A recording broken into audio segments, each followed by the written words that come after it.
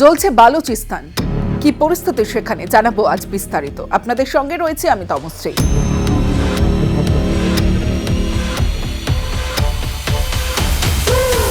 আক্রমণ আর প্রতি আক্রমণে বাতাসে শুধুই বারুদ আর পচা লাশের গন্ধ।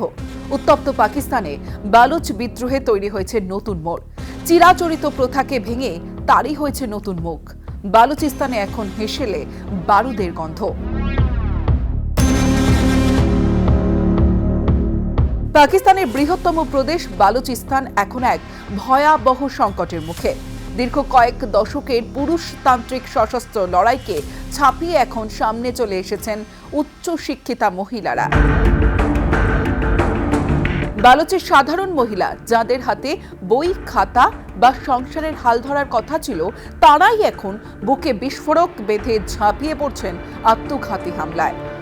সাধারণত ধারণা করা হয় চরম দারিদ্র্য বা মগজ ধুলাইয়ের শিকার হয়ে মানুষ আত্মঘাতী হয়, কিন্তু বালুচ বিদ্রোহের ক্ষেত্রে চিত্রটা আলাদা। কেন উচ্চশিক্ষিত মহিলারা এই পথে? 2022 সালে করাচি বিশ্ববিদ্যালয়ে হামলাকারী শারি বালুচ ছিলেন প্রাণীবিদ্যার এমফিলের ছাত্রী এবং 2 সন্তানের মা। অর্থাৎ এরা না বুঝে নয়, বরং চরম রাজনৈতিক ক্ষোভ থেকে এই পথ বেছে নিচ্ছেন। অবহেলার দীর্ঘ ইতিহাসের পাতায় লেখা দিনের পর দিন বালুচিস্তানের প্রতিদিনের কাহিনী। বালুচিস্তানের আরও এক সমস্যা বিরোধিতার আগুনে ঘি ঢালছে।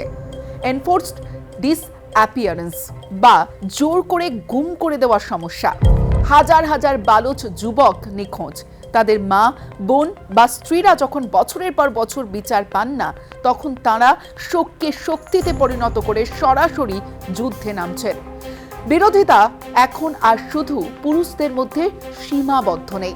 ঘরের বাইরের পৃথিবীর বিদ্রোহের আঁচ ঢুকে এসেছে সংসারের ভেতরে, যার ফলে দেখা যাচ্ছে মহিলা বালুচ বিদ্রোহীর সংখ্যা দিন দিন বাড়তে শুরু করেছে। বালুচদের প্রধান অভিযোগ হলো তাদের খনিজ সম্পদ, গ্যাস, সোনা, তামা পাকিস্তান সরকার লুট করছে এবং এতে মদত দিচ্ছে চীন। এমনই অভিযোগের পাহাড় জমেছে দিনের পর দিন ধরে। বালুচিস্তানের মাটির নিচ থেকে খনিজ সম্পদ তুলে আলোয় ঝলমল করছে করাচি, আর অন্ধকারের গুপ্ত গভীরে হারিয়ে যাচ্ছে বালুচিস্তানের মানুষ। এই অভিযোগ আরও গাঢ় হয়েছে। তারই ফায়দা তুলছে বিদ্রোহীরা। চীন পাকিস্তান অর্থনৈতিক করিডোর এবং গদর বন্দর প্রকল্পের বিরুদ্ধেও বালুচদের চরম ক্ষোভ রয়েছে। তাদের মতে এই উন্নয়নে বালুচদের কোনো লাভ নেই, বরং তাদের জমি এবং সম্পদ কেড়ে নেওয়া হচ্ছে। তাই তাদের নিশানায় বারবার থাকছেন চীনা জনগণ। বিদ্রোহী সংগঠনগুলো যেমন বিএলএ বা বিএলএফ খুব সুপরিকল্পিতভাবে নারীদের সামনে আনছে, কিন্তু প্রশ্ন হলো কেন? রক্ষণশীল দেশ হওয়ার কারণে চেকপোস্টে নারীদের তল্লাশি অনেক সময় শিথিল থাকে। পোশাকের আড়ালে বিস্ফোরক লুকিয়ে রাখা সহজ হয়। একজন নারী যখন আত্মঘাতী হামলা চালান, তখন তা সেনাবাহিনীর মনোবলে বড় ধাক্কা দেয়। একই সঙ্গে এটি বালুচ পুরুষদের মধ্যে এক ধরনের লজ্জা বা জেদ তৈরি করে। নারীরা যদি লড়াই করতে পারে, আমরা কেন নয়? একজন শিক্ষিত মায়ের আত্মঘাতী হওয়ার খবর বিশ্বজুড়ে দ্রুত ছড়িয়ে পড়ে, যা বালুচ সমস্যাকে আন্তর্জাতিক মঞ্চে তুলে ধরতে সাহায্য করে। প্রতিবেশী দেশে গৃহযুদ্ধের পরিস্থিতি বা চরমপন্থী জঙ্গি কার্যকলাপ বাড়লে তার আজ ভারতের সীমান্তেও লাগতে পারে। এছাড়া পাকিস্তান বরাবরই এই অস্থিরতার জন্য ভারতকে দায়ী করে আন্তর্জাতিক মহলে অপপ্রচার চালায়।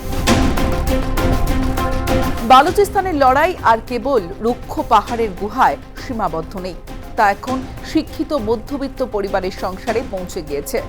বন্দুক দিয়ে হয়তো বিদ্রোহ দমন করা যায়, কিন্তু যে আদর্শ বা প্রতিশোধের স্পৃহা একজন মাকে আত্মঘাতী হতে প্ররোচিত করে, তার সমাধান কেবল সামরিক শক্তিতে সম্ভব নয়, সেটাও নিশ্চিত করে বলা যায়।